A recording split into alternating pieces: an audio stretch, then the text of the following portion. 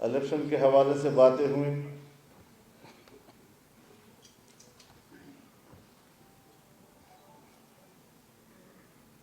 2018 کے الیکشن کے بعد ہمارا یہ خیال تھا کہ 2024 کا الیکشن منصفانہ اور شفاف ہوگا.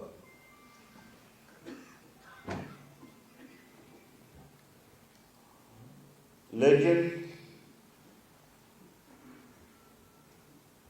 ایک بار پھر ہماری خواہش کو اور ہماری آرزو کو اور اس ملک میں آئین کی بالادستی اور جمہوریت کے فروغ کو جس طرح کچل دیا گیا ہے، مجھے اب فکر اس بات کی ہے کہ اگر ایک الیکشن کے بعد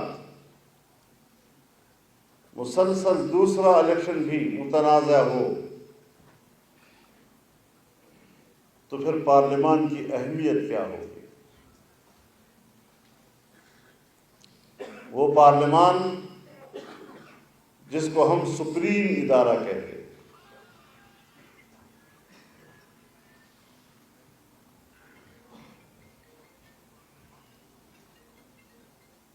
جس میں عوام کے براہ راست نمائندے بیٹھتے ہیں،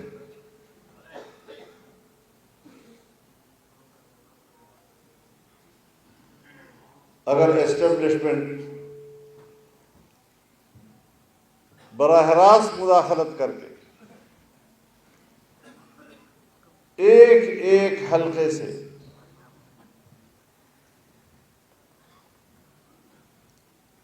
اپنی مرضی سے نمائندوں کو چنے گی تو پھر ظاہر ہے کہ وہ عوام کا نمائندہ نہیں ہوگا.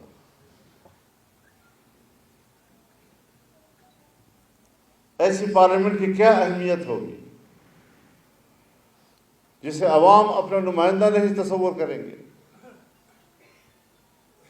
جو بھی وہاں بیٹھا ہوگا کہیں نہ کہیں سے کوئی انگلی اس کی طرف اٹھے گی کہ اس کو بھی تو ایجنسیوں نے پاس کیا ہے، اس کو بھی تو اداروں نے پاس کیا ہے، یہ بھی تو اداروں کا بندہ ہے.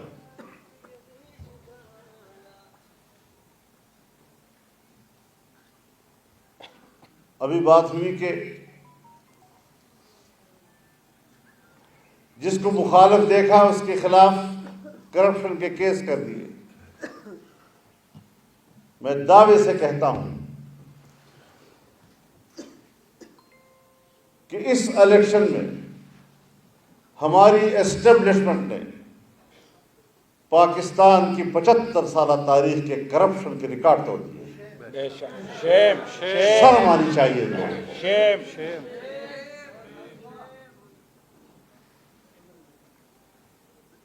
وردیاں عزت نہیں دیا کرتی، وردیوں کے اندر کردار عزت ادا کرتا ہے. بہت اچھا.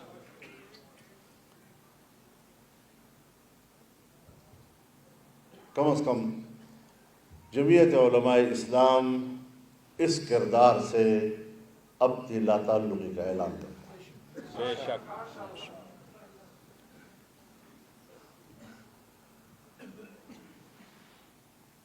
اس حوالے سے ہم اپنا تفصیلی فیصلہ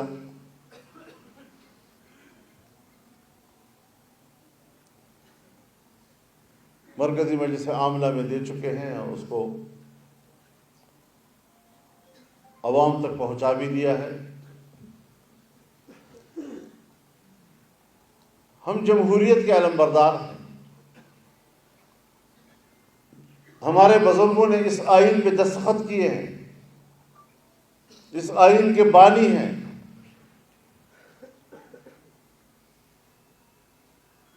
اس لیے اس آئین کے تحفظ کو ہم اپنی ذمہ داری تصور کرتے ہیں. لیکن آئین کی کوئی حیثیت نہیں. آئین کاغذ کے چند ورقوں کے مجموعے کا نام ہے جس کی کوئی حیثیت نہیں ہوا.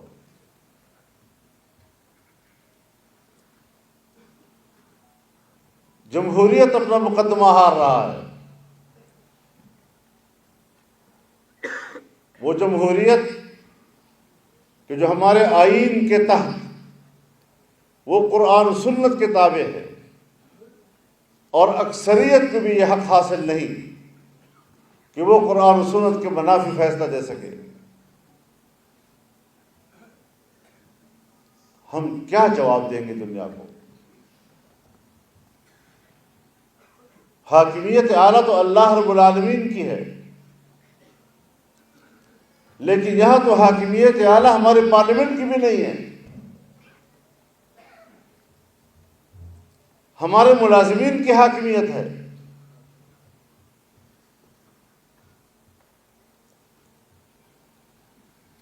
تو پھر کس طرح ہم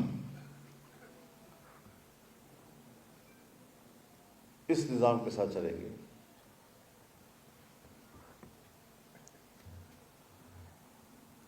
ہمارے دوست ہیں، ہم ان کا احترام بھی کرتے ہیں. پاکستان مسلم لیگ نون، پاکستان پیپلز پارٹی، ہم نے مل کر تحریک چلائی ہے. اگرچہ جمعیت علماء کے کارکن سڑکوں پہ ہوتے تھے اور ان پارٹیوں کے قائدین صرف کنٹینر پہ ہوتے تھے، تب بھی ہمیں قبول تھے. تب بھی ہمیں قبول تھے.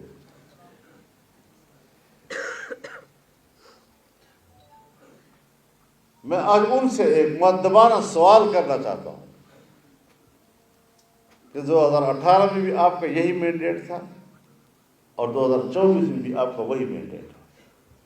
کچھ سیٹیں اوپر نیچے ہو سکتی، لیکن اسی مینڈیٹ کے ساتھ آپ نے اس وقت کہا تھا دھاندلی ہوئی ہے اور آج کہتے ہیں الیکشن ٹھیک ہوا.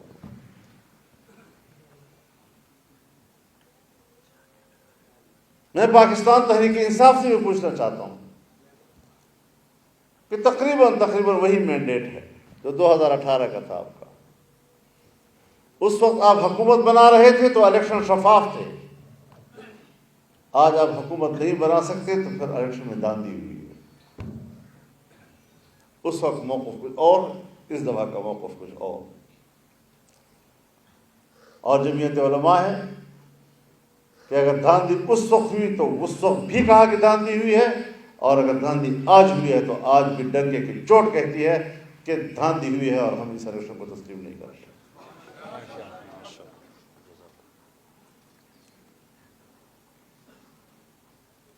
آگے چلنا ہے ہم نے.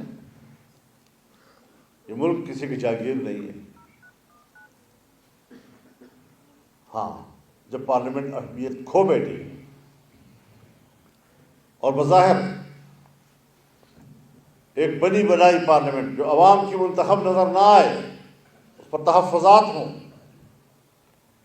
تو پھر سوچنا تو جائز ہے نا ہمارے لیے کہ پھر ہم آئندہ کے لیے اس پارلیمنٹ کی سیاست کا حصہ بنے یا نہ بنے. پھر ہم پارلیمانی سیاست کریں یا نہ کریں. پارلیمنٹ میں جو میری قوت ہے، جو میرا اسٹرینتھ ہے، وہ کسی اور کے رحم و کرم پر ہے. لیکن جب میں پارلیمنٹ میں نہیں ہوں اور سڑکوں پہ آؤں گا تو انشاءاللہ اپنے مکمل اسٹرینتھ کے ساتھ آؤں گا. اس کے ساتھ مجھے کسی اور کی تائید کی ضرورت نہیں ہوگی انشاءاللہ العزیز.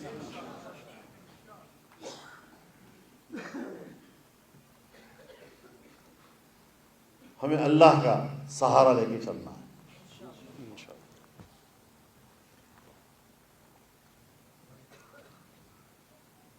اور اسی جانب ہم نے چلنا ہے. حکومتیں بن جائیں گی، لیکن صرف کرسی کے لیے کرسی بانٹ، یہ کرسی تیری، یہ کرسی میری، یہ کرسی تیری، یہ کرسی میری، تو کرسی بانٹ حکومت جو ہے اس کی کوئی افادیت نہیں. پیپلز پارٹی کی حکومت ہو اور مسلم لیگ شامل ہو، یا مسلم لیگ کی حکومت ہو پیپلز پارٹی شامل ہو، روز ایک دوسرے کو بلیک میل کرتے رہیں. حکمران ہر وقت اپنے ساتھیوں کی طرف دیکھے گا کہ کہیں سرخ تو نہیں گئے.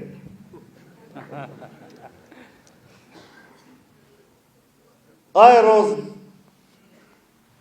اس کے اپنے ہی حلیف اور شریک حکومت کے مطالبات آتے رہیں گے، اور وہ پورے کر سکیں گے یا نہیں کر سکیں گے کچھ معلوم نہیں.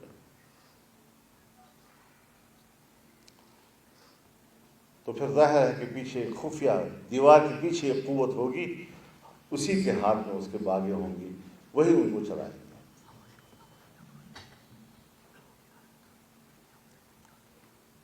تو اس حوالے سے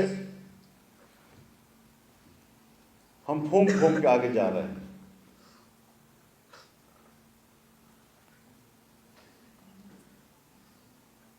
ہم چاہتے ہیں کہ ہماری فوج ملک کی دفاع کی صلاحیت رکھے.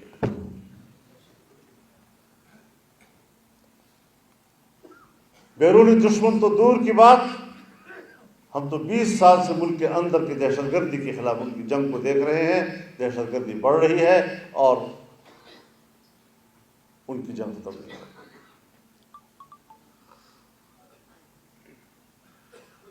عسکریت پسندی بڑھ رہی ہے اور پتہ نہیں یہ کیا کھیل کھیل رہے ہیں.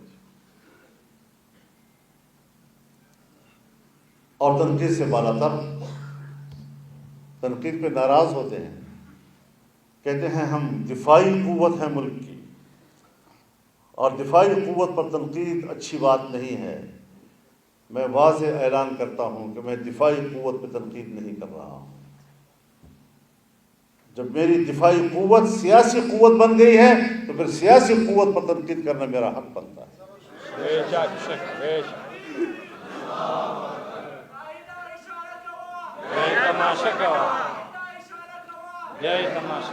وہ دفاعی قوت رہیں گے سر کا تاج، آنکھوں کے پلکیں. آنکھوں کی پلکیں کبھی آنکھوں پہ بوجھ نہیں ہوا کرتی. لیکن اگر پلکوں کا ایک بال بھی اپنے حدود سے آنکھ کے اندر گرتا ہے، پلکیں باہر سے دفاع کرتی ہے، باہر کا کوئی چیز مصیبت جو ہے آنکھ کی طرف نہ آئے. لیکن اگر پلکوں کا ایک بال آنکھ کے اندر خود چلا جائے تو پھر وہ گلہ کرتی ہے، آنسو بہاتی ہے.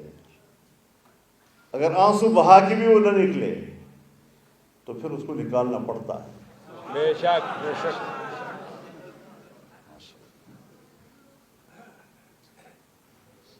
اس کشمکش سے ہم دو چار ہو گئے.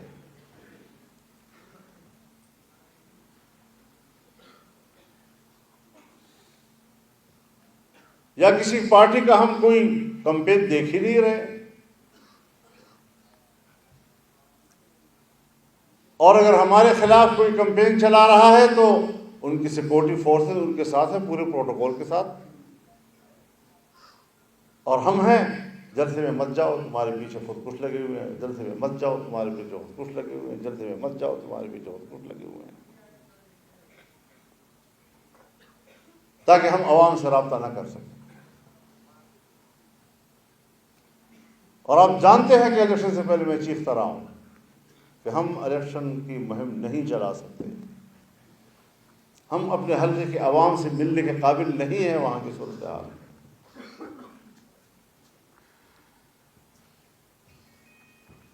تو پھر یہ دن تو دیکھنا پڑے گا. لیکن یہ دن دیکھ کر کیا ہم ہتھیار ڈال دیں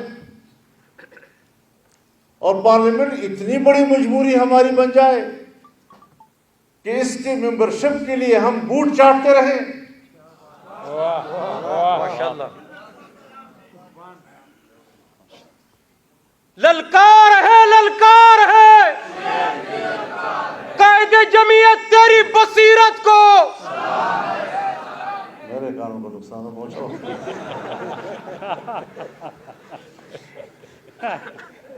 تو اتنی بھی ہماری ضرورت نہیں ہے. وہ بڑے وضاحت کے ساتھ کہہ دینا چاہتا ہوں. ہم سمجھتے تھے کہ ہم ملک کو آگے لے جائیں. ہم ملک کے لیے بہت اچھا سوچ رہے تھے اور ملک کے لیے اب بھی اچھا سوچیں گے, انشاءاللہ.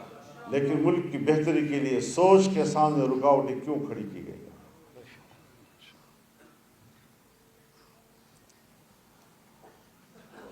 اور میں انشاءاللہ دوسرے صوبوں میں بھی جاؤں گا, وہاں کے جنرل کونسل کے ساتھ میں ملوں گا, ان کو اعتماد ملوں گا. پھر پاکستان کے مرکزی جنرل کونسل کا اجلاس بلائیں گے انشاءاللہ.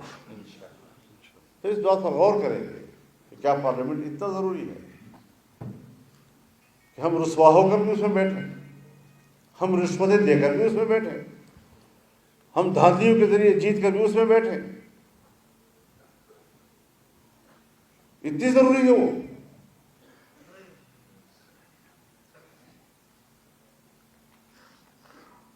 جو پارلیمنٹ ایک چھوٹی سی قانون سازی کا اختیار نہیں رکھتی, قانون بھی بھیج کر کہا جاتا ہے یہ قانون پاس کرنا ہے, اور پھر ہم وہ قانون پاس کرتے ہیں, تو پھر وہی ملک کو چلائیں. لیکن ساتھ ساتھ میں یہ بھی واضح کر دینا چاہتا ہوں کہ یہ ملک ہمارا ہے. اس ملک کا نظام, اس کو چلانا,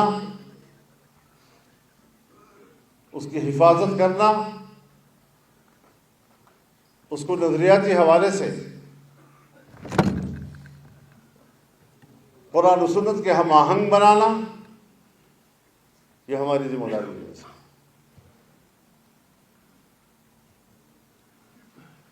اس وقت جب میں آپ سے مخاطب ہو رہا ہوں تو حال ہی میں سپریم کورٹ کا ایک فیصلہ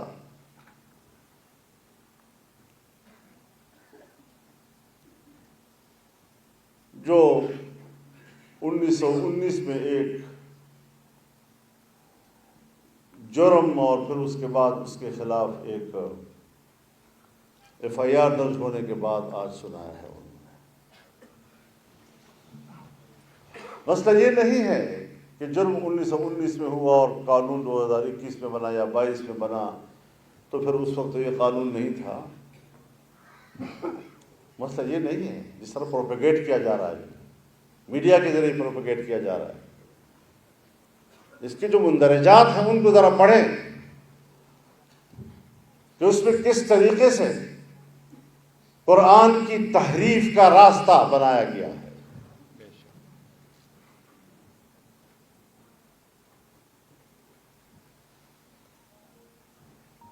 اور قرآن سے جو حوالے دیے گئے ہیں, تمام علماء کرام بیٹھے ہوئے ہیں, میں سب کو چیلنج کرتا ہوں, پڑھو ذرا اس قرآن کی آیت کو, تفاسیر کی روشنی میں پڑھو, احادیث کی روشنی میں پڑھو.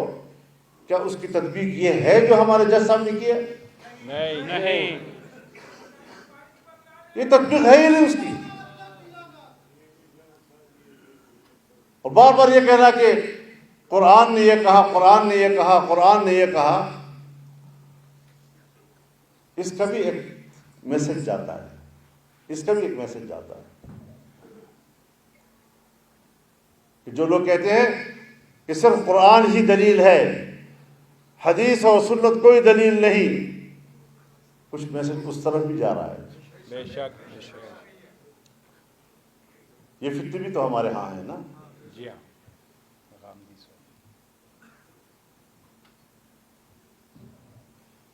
اور اس پر ہم نے اپنے وکلاء سے بات کی, دانشور حضرات بیٹھے ہیں,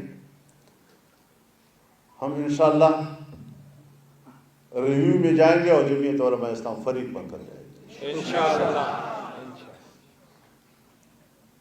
وکلاء حضرات ہماری رہنمائی کریں گے. اجازت ہے بھائی, اجازت کس بات کی ہے؟ اگر عیسائی ہے اور عیسائی اپنے گرجوں میں یا اپنے اسکول میں اپنے ہی لوگوں کو تعلیم دیتا ہے، کسی پابندی لگائی اس کے اوپر؟ اگر ہندو ہے اور ہندو اپنے ہی اسکول میں ہندوؤں کو پڑھاتا ہے تو پڑھا. لیکن ایک شخص کہتا ہے قرآن میری کتاب ہے، جبکہ وہ غیر مسلم ہے، اور ایک تحریف شدہ قرآن کو تقسیم کر رہا ہے، اور یہ کہتے ہیں نا کہ یہ دفعہ بھی کاٹ دو، یہ دفعہ بھی کاٹ دو، یہ بھی اس پر لاگو نہیں ہوتا، یہ بھی اس پہ لاگو نہیں ہوتا، تو پھر تو آپ نے اجازت دے دی ہے کہ جو شخص قرآن کی جس طرح تشریح کرے، تحریف کرے قرآن کے اندر، اور پھر وہ نسخے چھاپتا رہے اور تقسیم کرتا رہے، تو اس کی اجازت ہوگی؟ تو وہ کون ہے؟ جو ہے کون جو قرآن کی تحریف بھی کرتا ہے اور تحریف شدہ قرآن کو کی پھر تشریح بھی کرتا ہے اور پھر اس کو پھیلاتا بھی ہے؟ وہ ہے کون ہمارے اندر؟ وہ ہمارے اندر سوائے قادیانی کے اور کوئی نہیں. بے شک بے شک. یہ قرآن کی توہین نہیں ہے؟ قرآن میں تحریف قرآن کی توہین نہیں ہے؟ لا اکراہ فی الدین کا یہ مطلب ہے کہ قرآن میں تحریف کرو تو لا اکراہ. انا للہ و انا الیہ راجعون. تو میرے محترم دوستو، ہمارے ملک میں جو کچھ ہو رہا ہے اس کا بظاہر ہمیں کوئی حل اب نظر نہیں آ رہا ہے. قوم نے خود اٹھنا ہے. غیر ممکن ہے کہ حالات کی گتھی سلجھے، غیر ممکن ہے کہ حالات کی گتھی سلجھے. اہل دانش نے بہت سوچ کے الجھائی. واہ بے شک. اور اس کی علامات بھی نہیں ہیں.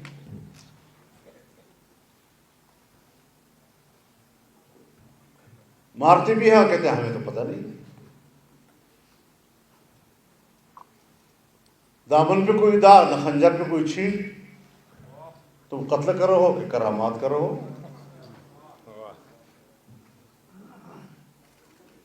یہ وہ حالات ہیں جو ہمارے ملک کے اندر پیدا کر دیے گئے ہیں. لیکن سب کچھ سمجھ آتا ہے. 42 سال اس دشت میں نے گزارے ہیں.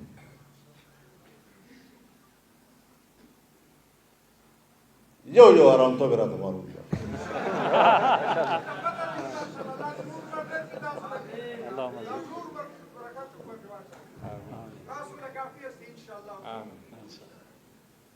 تو ہم نے اپنے اکابر کی تاریخ کو بھی پڑھا ہے، اور اگر اکابر کی تاریخ گزر گئی ہے اور آپ کو بھول گئی ہے تو ابھی گزشتہ 20 سالوں کا بھی مطالعہ کر لیں جو آپ کے سامنے گزرے ہیں. آپ کی زندگی بھی گزرے ہیں. گوانٹانامو بے کی تاریخ، شبرغان جیل کی تاریخ، بڑگرام کے عقوبت خانوں کی تاریخ. یہاں بھی تو استقامت دکھائی گئی ہے، اور آپ وفاتے ہیں یا نہیں؟ تو پھر اپنی تاریخ کو بھی اور اپنے حال کو بھی سامنے رکھیں اور بجرت اور انشاءاللہ شوق شہادت کے ساتھ میدان میں اتریں گے.